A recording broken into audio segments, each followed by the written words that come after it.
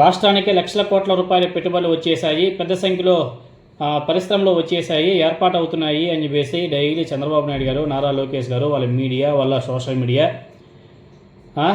చేసుకున్నటువంటి ప్రచారం మొత్తం కూడా డొల్లే అని చెప్పేసి కేంద్ర ప్రభుత్వ లెక్కలు చెప్తున్నాయి. కేంద్ర ప్రభుత్వం చెప్తుంది.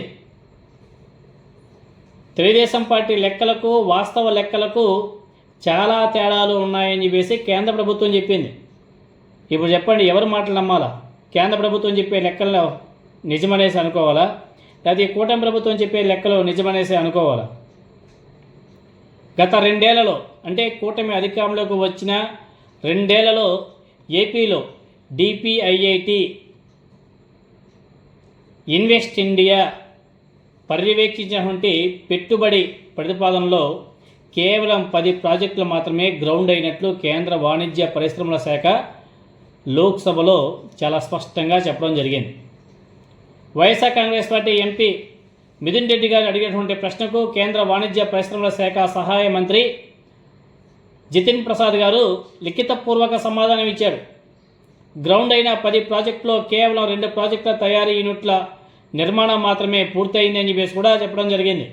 మిగిలిన 8 ప్రాజెక్టులు ఏవైతే ఉన్నాయో అవి ఇంకా నిర్మాణ దశలోనే ఉన్నాయి అని చెప్పేసి కేంద్ర ప్రభుత్వం స్పష్టం చేసింది. సో ఈ ప్రాజెక్టుల మొత్తం పెట్టుబడి 6,962 కోట్లు అనేసి అంచనా కూడా వేసేసింది. ఈ ప్రాజెక్టుల ద్వారా సుమారు 22,167 ఉద్యోగాలు లభించే అవకాశం ఉంది అని చెప్పేసి కేంద్ర ప్రభుత్వం చెప్పింది. అయితే ఇవి ఇప్పటికే కల్పించిన ఉద్యోగాలు కూడా కావు.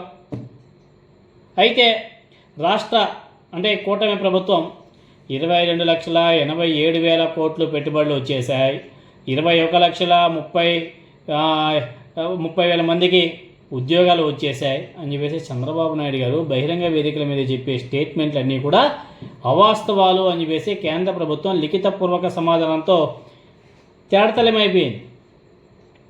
దేశంలో రూపాయిలో 25 పైసల పెట్టుబడి ఏపీకే వస్తున్నాయని మంత్రి నారా లోకేష్ గారు చెప్తున్నటువంటి ప్రకటనలన్నీ కూడా అబద్ధాల బుడగలు అని చెప్పేసి కేంద్ర ప్రభుత్వం రాసినటువంటి లేఖతో చాలా స్పష్టంగా అర్థమైపోయింది. అదేవిధంగా ఇంకా ఎంఎస్ఎంఈల విషయానికి వస్తే,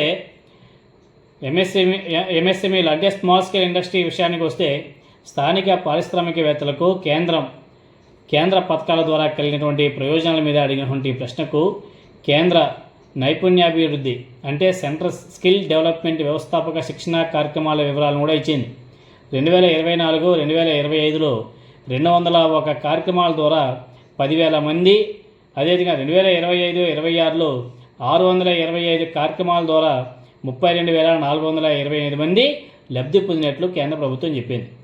అయితే వీళ్ళు ఎంతమంది కొత్త పరిశ్రమలు ఏర్పాటు చేశారు, ఎంతమందికి ఆర్థిక సహాయం అందింది, ఎన్ని ఎంఎస్ఎంఈలు యూనిట్లు ప్రారంభించాయి, వాటి ద్వారా ఎన్ని ఉద్యోగాలు వచ్చాయనే వివరాలు మాత్రం సమాధానంలో లేవు.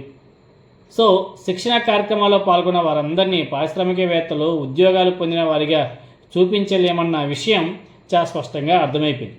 మొత్తంగా రాష్ట్ర ప్రభుత్వం చేస్తున్నటువంటి భారీ పెట్టుబడులు, లక్షల ఉద్యోగాల ప్రచారానికి లోక్సభలో కేంద్ర ప్రభుత్వం వెల్లడించినటువంటి వాస్తవ లెక్కలకు మధ్య భారీ వ్యత్యాసం కూడా ఉంది. 2 ఏళ్లలో పూర్తయినవి 2 పరిశ్రమలు, 2 పరిశ్రమల నిర్మాణాలు మాత్రమే పూర్తయినాయి. మిగిలినవి పెట్టుబడులు, ఉద్యోగాలు అన్నీ కూడా ఇంకా ప్రతిపాదనలో, నిర్మాణాలు, అంచనాల దశలోనే ఉన్నాయంట.